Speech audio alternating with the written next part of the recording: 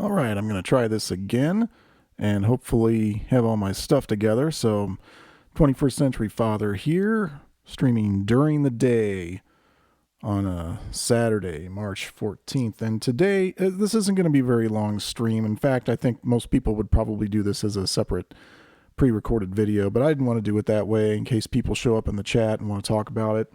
Anyway, I'm going to talk about my N64 stuff, and this is probably my favorite console of all time because I have the most gaming memories from it, I think, and that's kind of how I judge what my favorite console, what my favorite games are.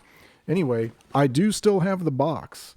It's upside down, but I do still have the box, and I just love the way this box looks. I mean, it's colorful. It's got the four main colors on both sides, just like all the game boxes: blue, yellow, green, and red.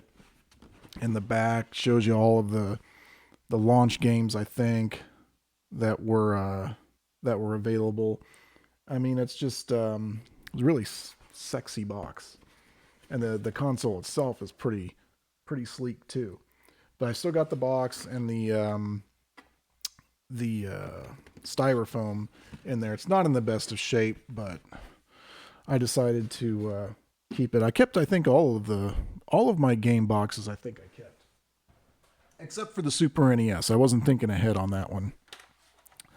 Here's the console. Now, if you look here, let's see if I can get this in the preview close enough. You can see that the front emblem, there's very little scratching on it. So mine is still in pretty good shape. It's hard to see because the resolution's not very high. But yeah, my N64 is still in great shape. There's some yellowing here on the aperture where the games go in. But the switches are still good. And look at just the sleekness of this really makes it pop. Or at least it did, 25 years ago or whenever this came out.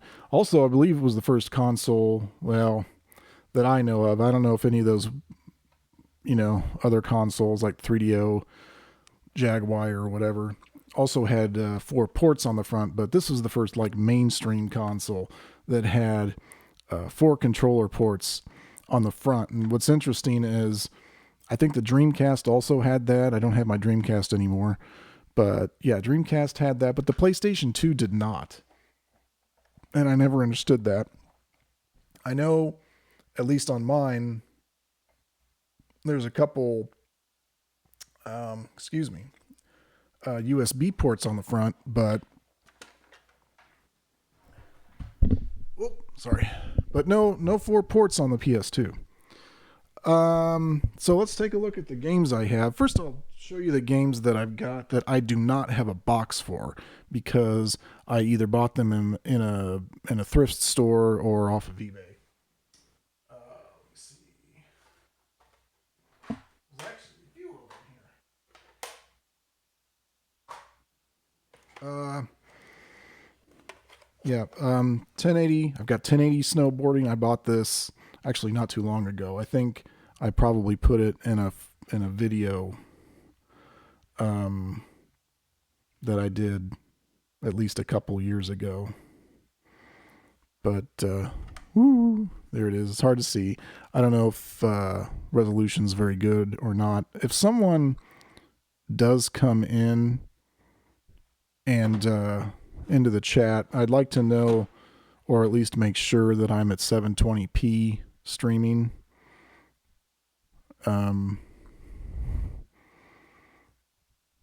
Because I don't know, I got the feeling that it was only in standard def. And then, so the other 3 I don't have a box for are actually Rareware games. The Diddy Kong Racing I bought in a store. Banjo-Tooie I think I bought on eBay. And I've cleaned all these up too. These were in pretty rough shape. Actually, no, if you can see here, the label on this one is in pretty rough shape. I could replace it, but I haven't.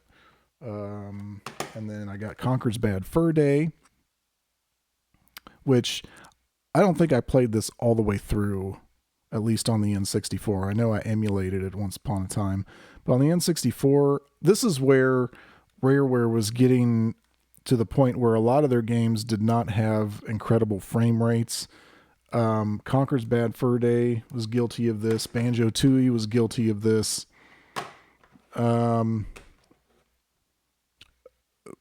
Jet Force Gemini was guilty of this. I don't have that game, but I'm pretty sure it had the same issues. Okay, let's put these back. All right. Let's see. I've got Mortal Kombat 4 with the box. Pretty sure I've got the manual in here too.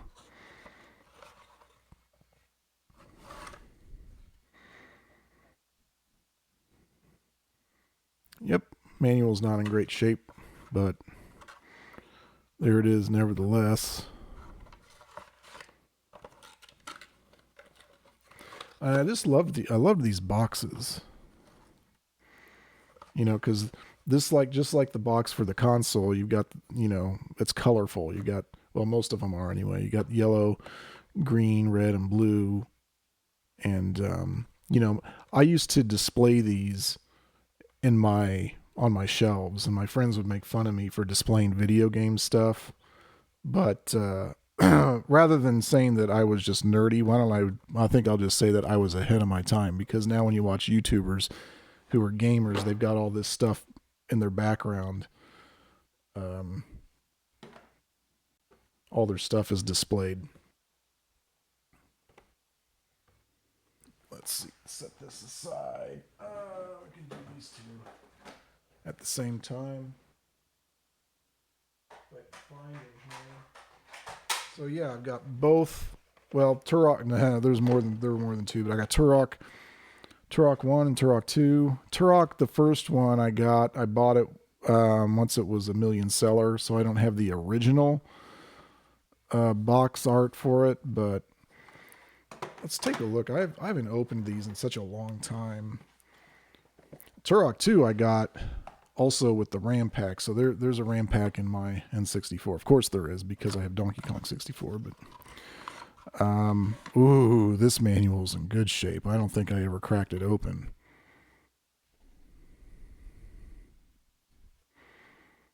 Yeah, that is nice. The box is in good shape too. This one really stood the test of time.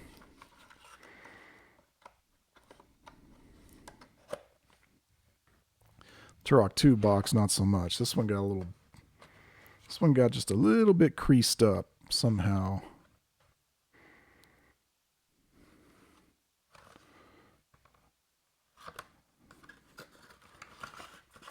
Manual's in good shape though. Once upon a time, I kept all my manuals in like a separate box, all their own. So I think that's how they stayed nice. And now all of this has just been in storage behind my wall over there. Come on, go back in there. What is it? I hate it when stuff gets stuck on the lip of the other. You gotta be kidding me. It's not that big a deal. Come on. Here we go.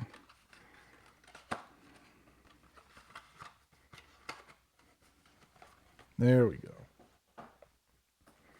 Okay, let's set these aside. Let's see. Let me find the box for this one. Oh, no. Here we go. Ocarina of Time. There aren't too many people that have an N64 and don't have this game. I know it exists, but it's pretty rare. This is not the original collector's edition. This isn't the gold one. But I think I bought this off of a friend when I was in high school. Oh, maybe a year after it came out. I don't remember what I paid for it. Probably $9. It would go for more than that today. And he had the box. So God bless him for that. And the manual's in pretty good shape. It's a little folded up there, but it's in good shape.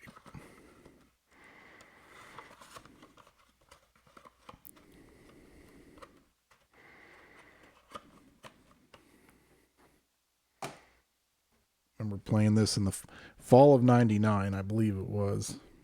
It was good times. Good times, good times. Let's see. Let me do these together as well. So I also used to watch a lot of. I watched a lot of wrestling in those days. So I've got WrestleMania 2000, WWF No Mercy, and WCW NWO Revenge. THQ, the publisher of these games, had the WCW license and were actually among the first to develop fully 3D. Oh man, it's disconnected me from the chat. So if there is anyone chatting, I don't know about it. So let me refresh this.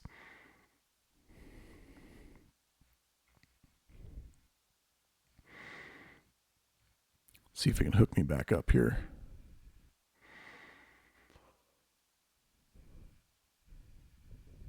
There we go.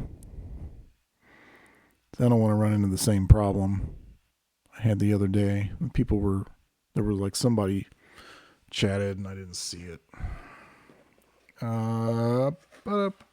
So I've got the boxes for the WWF games, WWE, whatever. No Mercy, WrestleMania 2000. This one had actually black on all four sides, and then back here had like one of those motion things, and I always left it on there. But yeah, THQ was the first to develop full 3D model wrestling games, and they had the WCW license for a few years, and then they got, I don't remember what the details were behind it, but they dropped the WCW license and picked up the WWF license, which wasn't a bad idea because they had become more popular at the time. I don't have the box for Revenge though, because I think I bought it later on at a used game store.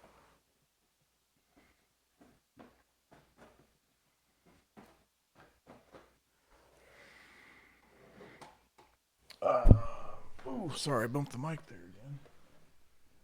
What else? Oh, here we go. I've got Wipeout 64. Now, I liked playing Wipeout XL on the PS1, so I think that's why I bought this one. This one, I was a little bit underwhelmed with this game. It didn't have a whole lot of content. It really wasn't a bad game. Just didn't have a lot of content to it. Check out the manual on this. Manual's in good shape here, too. It's like I never touched it. Man.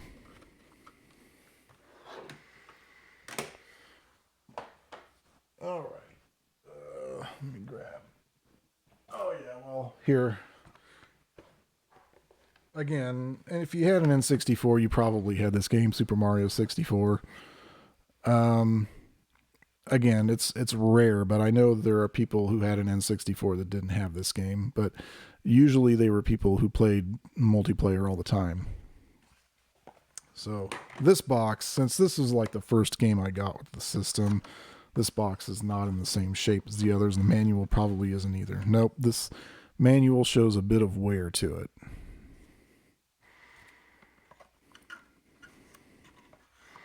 But considering its age, I would say not bad. Let me see. Let me get this out here.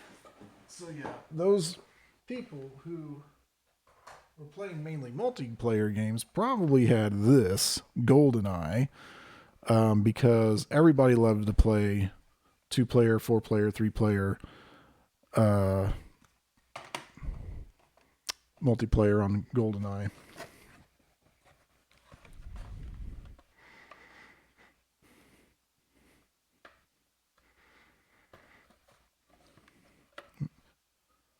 Also, it looks like I bought this when it was a million seller.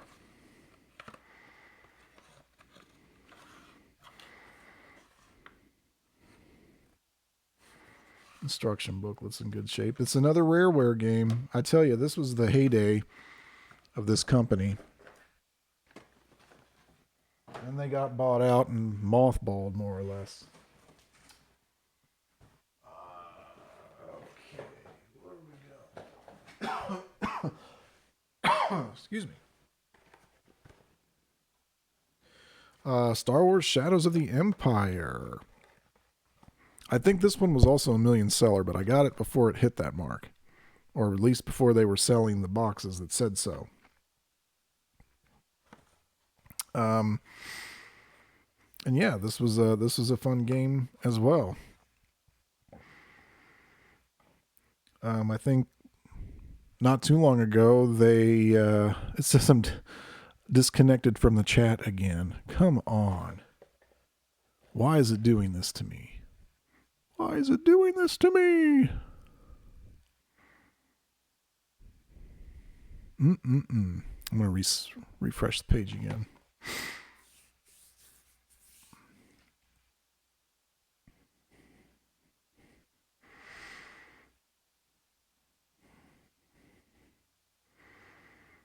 I still got my usual one viewer. Okay, 0 viewers. Whatever.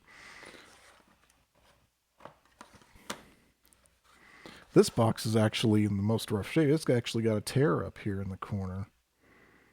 Eesh. It might have gotten smushed by something. May have been smushed. That's okay though. I don't plan on selling it. Oh, come on. Where did I put these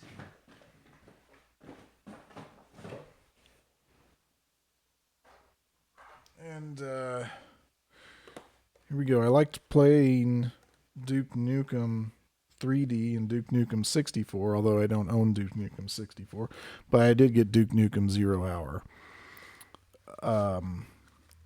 And this was a cool one because it was a third person perspective. It was compatible with the RAM pack, although I wish they had done so to increase the frame rate rather than to increase the resolution. Maybe the RAM pack just couldn't do frame rate. I don't know. But but it was developed by Eurocom, the same people who I believe did the port for Mortal Kombat 4 and also did the port for Duke Nukem 64, which was a weird game because they had to water it down and edit it so it wasn't so, you couldn't have the naked women and you couldn't have all the cussing on a Nintendo system. So, but this was a N64 exclusive, Duke Nukem 0 Hour, and I think it was released, I think, alongside Duke Nukem A Time to Kill for the PS1. I think that was the PS1 equivalent. Not equivalent, they're not the same game, but there were two separate third-person games of Duke Nukem developed for both systems separately. Back when publishers would do that. They don't really do that anymore. Like if you've got well, I guess they couldn't do it because the PS1, they didn't have as many restrictions as far as like the content, the adult content of the game. You couldn't do that as much on the N64. They were kind of tight on that. So that's why they had to do two separate games. And I think in today's world, they probably wouldn't bother. They would probably do the game they want to do and just release that one. But a lot of people had an N64. It didn't sell as well as the PS1 in the end, but a lot of people still had one. Okay, now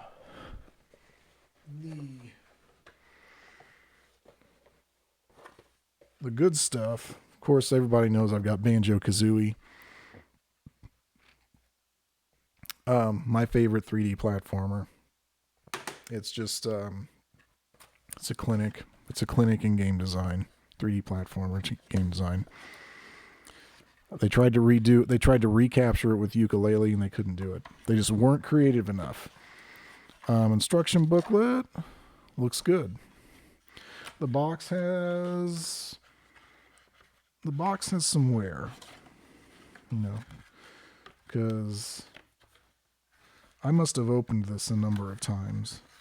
I think there was a time when I didn't have the N64 hooked up, I put all the games back in the boxes, but I was getting them in and out of all the the boxes all the time. And so that's why some of them are a little more worn than others. And then the game I want to stream, my streaming debut, Donkey Kong 64, the actual Donkey Kong 64, not the emulated one on the Wii U, which I know is the same game, but I know I've talked about how DSP did this game some weeks back, and it was an insult to this game. It was just a spit in the face. You know, it's not that he wasn't, and the problem is that the problem is not that he wasn't very good at it. The problem is he didn't, you know, he just didn't know how to work the game. You know, these games back in these days had certain technical, you know, disadvantages. You know, they couldn't do the things that today's games do. So you couldn't exactly play them the same way. You had to assume that certain things weren't going to work, you know, as precisely as certain games today. And so just ended up developing a play style that fit the game. Well, so you know, and DSP didn't take any of that. Of course, why would he? I think part of his shtick is complaining about every game he plays, so he probably does it on purpose. um, but you know I've talked about these guys, Wings and DSP, and it's not so much that I don't want them to go away. It would be nice if they could try to reform themselves and be actual respected streamers, because these guys, they don't have the respect of the viewers at all. Most of the viewers that they have are probably not actual fans. They're probably just, you know, not probably. They're just people who go in there, you know, to watch him struggle and then make fun of it. Because he blames the game all the time. He's not, there's no sense of maturity there whatsoever. So yeah. And that being said, I realize that they're well known and I'm not.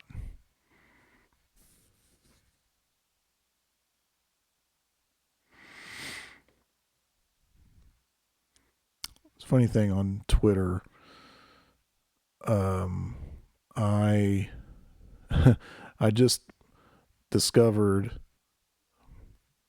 that the guy, which I knew this was going to happen, a guy or maybe it was probably multiple people doing it, were going out and buying a bunch of hand sanitizer and buying a bunch of toilet paper ahead of this, you know, what seems like a national lockdown or cancellation of events, and going to eBay and Amazon, price gouging, of course. I knew it was going to I called it weeks ago that people were probably going to do that.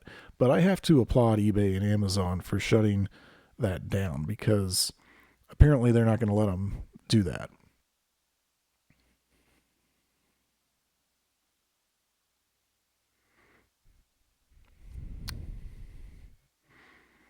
I've sold things on eBay and I've bought things on Amazon. I've never had trouble with either platform.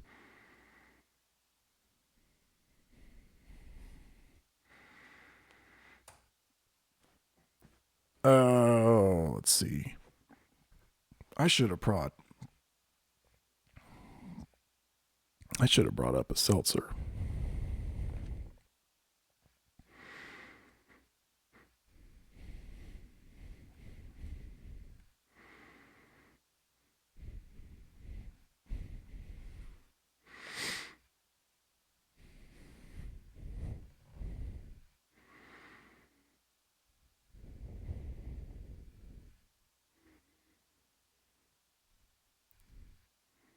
I see. I think part of the problem here is there are people that I think would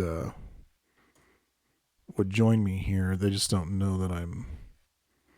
They don't know that I'm live.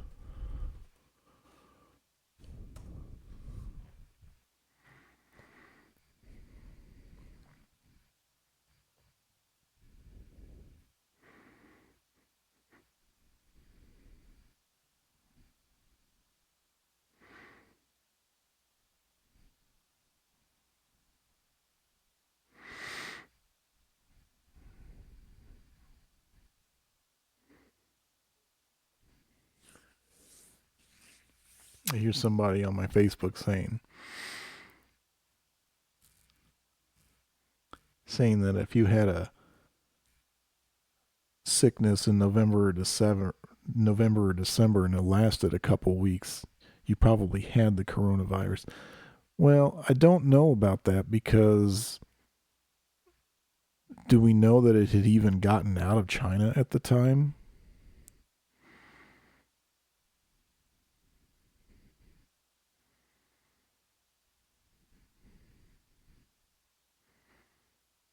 Uh,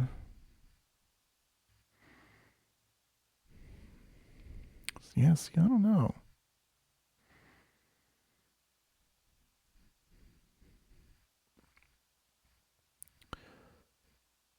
Anyway, yeah, I really want to stream some N64 stuff. I don't know if anybody else wants me to do it, but I'm still working on getting stuff. Like I said, I'm bidding on an HD60 on eBay, and it right now it looks like I'll probably get it, but that's just one piece of the pie. I can't convert the N64 to HDMI without an upscaler. And the one that I want is not available and may not be available until April. So I might be waiting a while to do that. But once I have those two things, I can do it. I'm also on the way. I already said this in my last one, but I have a new network switch on the way, and also the cable necessary to plug my camcorder into the capture device. So, sorry, there goes my voice. So, I'm just gonna stretch here, shifting my seat again. Just call me Shifty Steve. That's gonna be my nickname. Um, hmm, weird. Um, so I'll be able to use the camcorder instead of the crappy webcam. I don't know how much better it'll be. I know it'll do 1080p, so I can at least get full HD out of it and 60 frames per second. So it'll be a lot smoother, hopefully. I know right now video quality is just bad. Audio, I believe, is fine.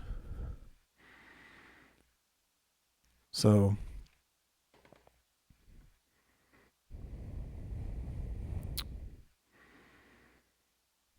yeah.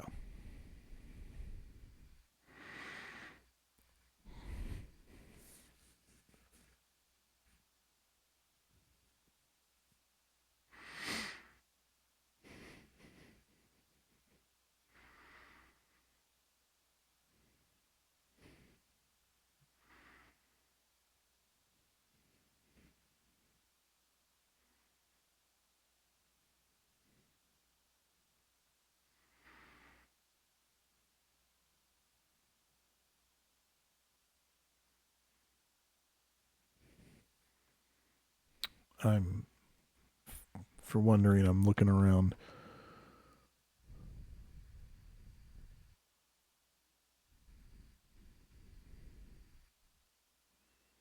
I was looking around Facebook, seeing if that guy had gotten back to me. What's this guy say?